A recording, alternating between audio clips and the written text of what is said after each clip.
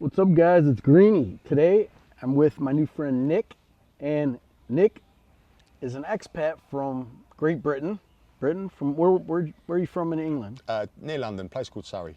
Okay. Yeah. And he has kind of an interesting story of how he ended up in Thailand. So I want to get into that with him, and then a few other things, kind of delving into what he's doing here in Thailand.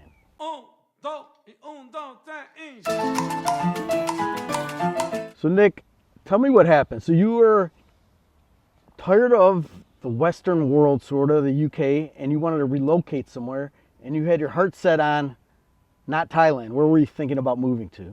Well, yeah, I mean, you're right. So I had businesses in the UK, properties, a construction company, and I just found the taxation and the policies there they ground me down. I just got fed up with the Western way of life.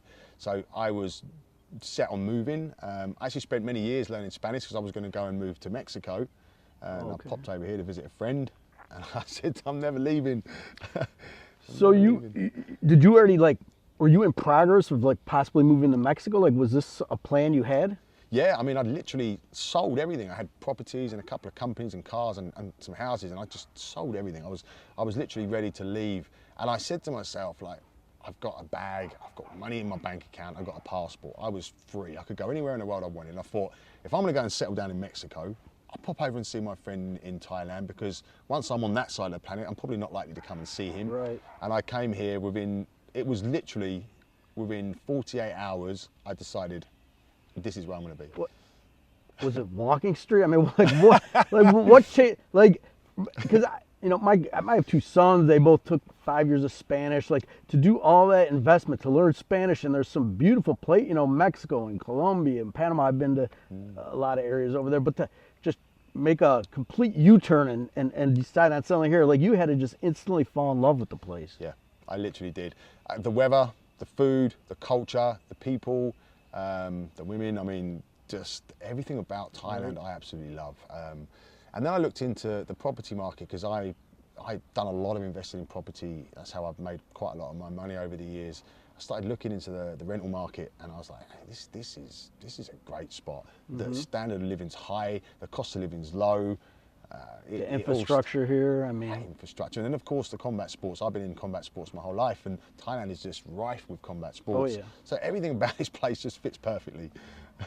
So you ended up just changing your mind. Yeah. And you went home and just got everything ready. And how long did it take between that first trip here before you got everything and moved permanently? How long did that take? So I flew out here. I was here for a week just visiting a friend. I was already quite a way through the process of selling everything. I think I only had one property left and a few pieces to sell. While I was here for a week. I actually extended my stay. I didn't go back after the week. I was actually in Walking Street. It was 3 o'clock in the morning. I thought, I'm not going to make that flight tomorrow. Yeah. So I extended my stay. I'm sure you've done it. You're not the first. I extended my stay for 3 more days. Then I went home, and I was all I went back for was to sell. And then I just come straight back. It took me 6 weeks. Okay. Yeah.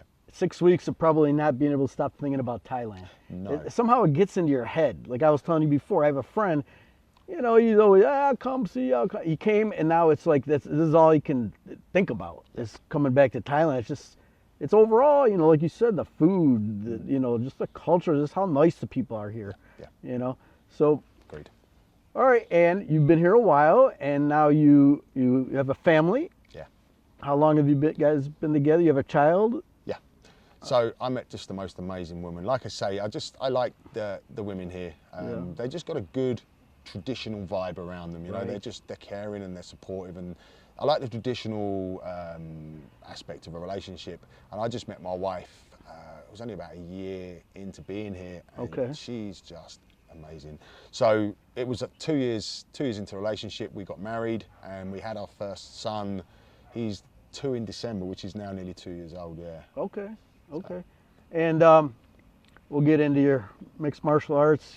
He's got a big background in mixed martial arts. Some of you guys from the UK or that are big MMA fans, you may recognize him. We'll talk about that in a minute. But so you said your kid's already like taking it up with the teddy bears or something. He's already ready to go. Dude, I had him grappling his teddy bear, working arm bars and leg locks and certain jiu-jitsu techniques from 3 weeks old. That's crazy. So tell me how you started Well, you can start, you have a background in mixed martial arts in the UK. Go ahead and just fill us in a little bit on that, and then we'll get into Thailand, what you're doing here. I mean, I've always been fascinated and a huge enthusiast of martial arts since I was 5. Okay. I've done judo, taekwondo, and then later on went into MMA, which is crudely termed cage fighting. I won a British title, a very high level title on cage rage. And that was my career for quite a long time. Alongside my properties and my businesses, I was a professional fighter.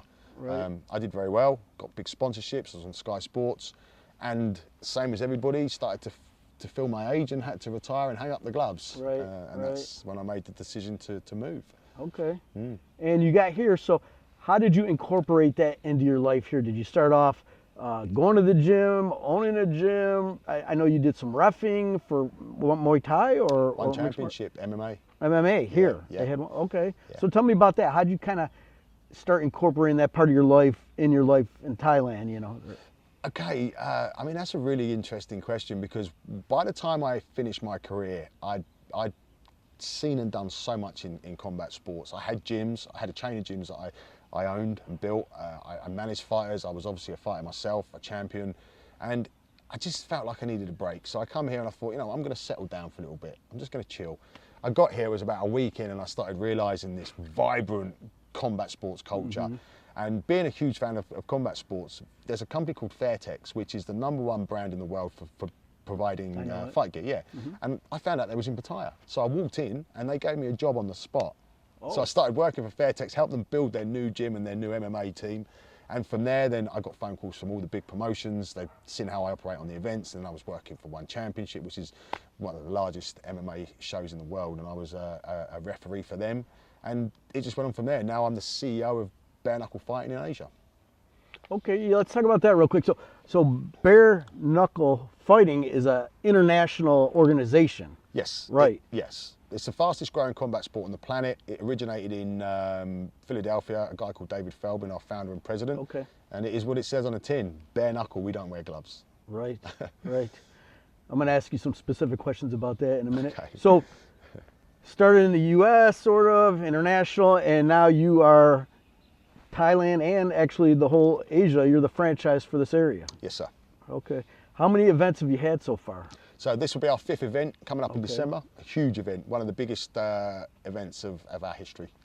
Okay. I've been to quite a few UFC fights, you know, big arenas. Do you guys put on like a nice show too, like light show and different things going on with it, entertainment? Oh, absolutely. We have a very high level production. Okay. Yeah. It's very high level. Where will all right, tell them real quick where your next event's going to be. So the next event is at the Royal Cliff Hotels Group in Pattaya. My business partner is actually the president of that hotel chain. Oh, okay. He's a great guy. He's a 50-50 partner with me in bare knuckle fighting. He's a huge combat sports fan, and he owns the hotel, and they've got an event centre there called The Peach, which is a great place for us to hold the events. It's a world-class facility. Nice. And so let me ask you, because I recently went to, you know, I'm into it a little bit. I told you I was just at the World Wrestling Championships. Yeah. I've been to, you know, different Muay Thai all over Thailand, but some of them, they don't have like the best, you know, like food and beverage there, or the best entertainment. Like, what are you guys planning for this event? Like, will you be able to sit in a thing? Will there be like wait staff, or you go up? Will you be able to have alcohol in there? Will you have food? Will you have ring girls? Like, what's the whole plan for the entertainment at this event? So, I mean, our events are ultra high level. When people walk through the door, because they hear the term bare knuckle fighting, they expect it to be a relatively low level event, and people walk through the door and go, wow. Production is world-class through the roof. We've got the best guys in the country, but we have ringside gala dinner service, table service. Oh, wow. It is high level, because the hotels are an exceptional 5-star chain, and the food is amazing. Table service. We've got sponsors with Singha. Right, Saenchai and Cicerone. Cicerone as well. They're a new sponsor. They come on, fantastic group. So yeah, they enable us to really bring up the level for everyone involved. Cool. Ring girls? Absolutely. Okay. That's a the tough same job. one for every fight, or you'll have multiple? Yeah, I'm very strict with everything I do. So they have to be 170 centimeters high. They've got to be a certain frame. Right. And they've got to wear exactly the same outfit, Everything shoes. uniform. Everything's got to be perfect. And I personally think I've got the 2 best ring girls. Nice. Certainly in Asia. Okay. Okay, so when you were reffing here, how hard was that to be an ex-fighter trying to ref? Interestingly, For me, it was relatively easy. I owned a chain of gyms. I created this gym chain in the UK called Fight Science, and it was basically combining scientific principles of training with mixed martial arts. At the time, it was quite groundbreaking and unique, and I spent a lot of my time overseeing sparring sessions, so it was basically refereeing fights day in, day out. So for me, no problem. So bare knuckle, I watched some videos, you know, and so they're wrapped, but not really, like their hands are wrapped. Is that so they don't break their hand, but they're mostly using the front of their hand? It's exactly, so the only place you're allowed to land a strike with is the front of the fist. Okay. And we don't wrap hands an inch below the knuckle, so it's completely bare knuckle. Right. And we do wrap the hands and the thumb, because if you do break a bone, you can generally carry on if it's not too bad a break, and it holds it in place, and it actually prevents it from breaking as much. How often in a fight will somebody break a bone in their hand or get a nose broken or orbital, something, you know, how often in one of these fights will somebody sustain something that's broken, you think? Surprisingly enough, handbrakes are quite rare. We don't get them. Now we've had 4 events. I think we've only had 2 hand fractures out of 12 fights per, so that's 24 fights per event. Handbrakes are quite rare because we're so aware of it, and we take the hands beneath the knuckles so well, and we've got very high level fighters. They're picking their shots. They're not just throwing wild shots. So they don't break their hands so much, but I will guarantee you, if you come to our events, you're going to see knockouts and you're going to see blood. So if you don't like either of those 2 things, don't come. Because definitely that's going to happen. Okay. And I was looking at, so it's 2-minute rounds, am I correct? Yeah. And what is it, 5 or 10 rounds? 5 rounds. Yeah. 5 rounds, so like a 10-minute fight basically. Yeah. But I got to believe, I mean, you guys can Google the rules, but they have it set up so it's like all action. Yeah. They can only clinch for what, 2 seconds in this one? Usually 3, but 2 for this fight? As long as, okay, so with the standard BKFC rules, you can clinch as long as you want, as long as there's action. So we just want fast-paced action. Look, I'm a fighter. I get paid to fight. So I go and I fight when I was fighting. So we're paying guys to fight. So it's a 2-minute round. There's no time to mess around and waste time. It's constant action, go. Fights can be over quite quickly because obviously bare knuckle knockouts happen. Right. But, yeah. What percentage of the fights? So say, all right, how many are on this card? 12 fights, 24 fighters. Okay. So out of 12 fights, if every one of your fights are 12 fights, on average, how many would end in a knockout, would you guess? About 80%. 80%? Yeah. And what about the other 20%? How are they decided? Who decides the winner? Surprisingly, we do get decision where they go to the judges. Okay.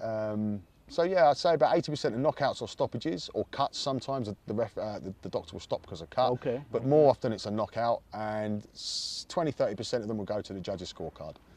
Okay.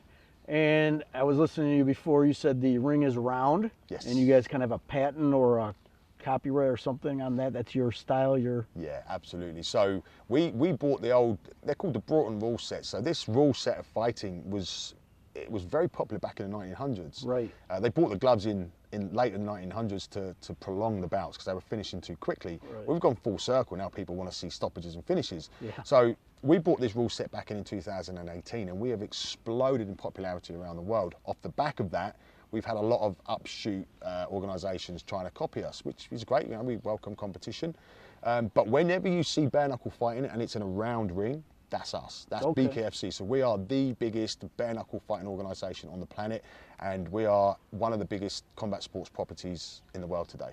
So it's got to be hard though for these fighters, you know, bare knuckle, lots of knockouts, lots of cuts. How do they train? How do they train for a fight? Yeah. Obviously they've got to train specifically for bare knuckle. Okay. Right. There's many things you've got to change. It's not like boxing training where, you know, with gloves you can take more shots. So you've got to be very careful about getting hit because one punch can finish the fight, and no one wants to lose. Also, you've got to think, you've got to toughen your hands. You can't just go straight into a bare knuckle fight and not condition your hands. So there's a lot of bag work, heavy bag work without gloves. Sparring is a very difficult thing to do because you don't want to spar with too big gloves because it doesn't replicate the sensation in the ring. Right. So generally 4 ounces, but you've got to be very careful because 4 ounces can get you damage or knock you out in training, and then you can't fight. So it's tricky. Are they wearing headgear in practice so that they're able to take more punches? Some do. Yeah, some do. Yeah. Okay. I was wondering about that because it's like just everything lead up to the fight, and then it's just balls to the wall. But how do you replicate that in practice? Like most sports, you have to replicate game action in Yes. practice, and it would be hard to in your sport. But so those guys, Yeah. they got to be professionals. All right, a little bit about this event coming up, which I'm totally pumped. I was in Europe, and every 2 seconds on my phone is popping up because I follow this type of stuff, about Buakaw and Saenchai. Yes, sir. Okay, so tell everybody about this fight you're promoting. Okay, so I mean, two of the greatest Muay Thai practitioners in history, and I mean, literally, it's unheard of to have two such incredible legends of a sport, both active at the same time, and both from Thailand. Now, the question's always been on people's lips: who wins out of an even fight between Buakaw and Saenchai? You've got Buakaw, who's just an out-and-out beast. He's a powerhouse. He's tough and just walk forward for any shot. And then you've got Saenchai, who's a wizard. Like, his speed, agility, and his fight IQ is on another level. So people have been asking the question forever, and why has it never happened? It's a very, very, very difficult fight to match. It's an historic event. It will go down in the history books with the greats of all time in combat sports, and we managed to get the deal done just through a huge network we have and resources. We got the fight signed. So Buakaw versus Saenchai in our first ever bare knuckle special rules Thai fight. Tell us about that, because that's very interesting. He was given the example before of, what did you say, Pacquiao and whoever? Pacquiao and Mayweather. I'm saying Hearns Leonard. That's what I'm calling it. There you But go. it's like the Hearns Leonard of boxing, of Muay Thai. I mean, these are like these are the two guys that I've heard about the whole time I've been living here when it comes to Muay Thai. So tell us these rules, these special rules that they're going to do. So, I mean, look, the thing about BKFC, our organisation, is we want fast-paced action. We don't like time wasting. We're not about that. Our audience, they've come to expect fast action. So we've changed the rules a little bit. We've reduced the clinch. So in Muay Thai, you can hold and clinch and throw knees and elbows in the clinch for as long as you want, as long as there's action. For this specific fight, we're going to reduce that to 2 seconds. So it's 2 second strike and split.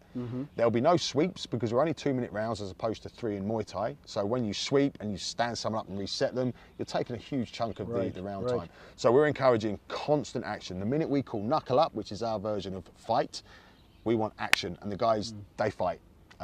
It's very, very fast paced. So kicks are in this one fight, kicks are legal, knees are legal, elbows are legal, and well, spinning attacks are legal, and punches are legal too. And the clinch is also legal. But what you're saying, even like if they just touch the ground with a third point, then it's like stops. You don't want any strikes on the ground or anything. Absolutely right? not. Yeah. So we no strikes to a grounded opponent is legal. So as long as there's only 2 points of contact, i.e. the feet, a third point of contact on the floor, that's a grounded opponent. Okay. You cannot strike. Okay. Yeah.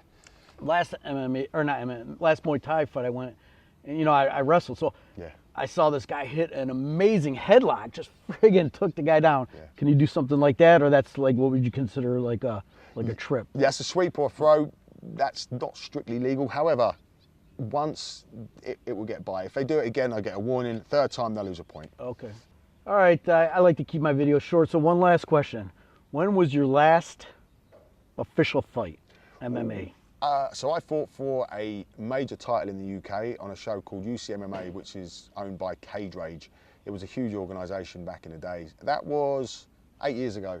I was 39 when I won okay. I won that title. It's brutal. You can watch it on YouTube. I kneed the guy 13 times in the head, made him bleed, and they stopped the fight. Really? It was a good day in the office. Okay. What's your nickname again? They call me the Headhunter. Yeah. I love it. You watch gotta that have a fight, you see nickname. why. So, all right. Dude, Well, thank you. I appreciate it. Pleasure. And I'll put links. There's a website where you can get tickets. I'll put links in, and I'm planning on going. I got a bunch of friends here that we get together in the mornings. We watch MMA. Yeah.